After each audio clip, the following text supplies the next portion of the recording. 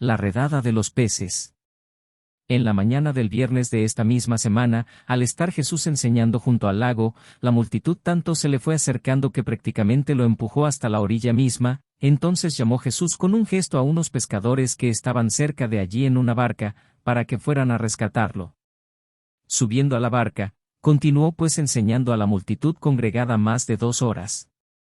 La barca llevaba el nombre de Simón, habiendo sido anteriormente la barca de pesca de Simón Pedro, la cual había sido construida por Jesús mismo.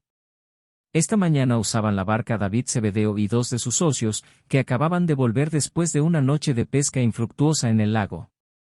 Estaban limpiando y remendando sus redes cuando Jesús los llamó a que lo ayudaran.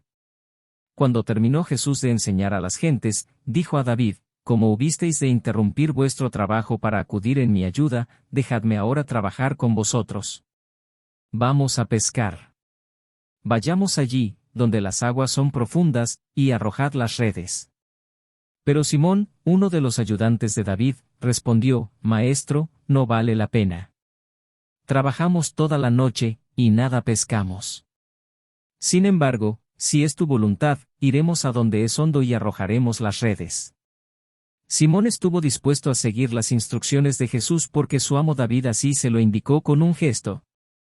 Cuando llegaron al sitio señalado por Jesús, arrojaron las redes y juntaron tal cantidad de peces que temían que se rompieran las redes, tanto que llamaron a sus asociados que estaban en la costa para que vinieran a ayudarlos. Cuando hubieron cargado las 3 barcas de tal cantidad de peces que estaban a punto de hundirse, Simón se arrojó a los pies de Jesús diciendo: «Apártate de mí, Maestro, porque soy un pecador». Simón y todos los demás estaban asombrados por la abundancia de peces.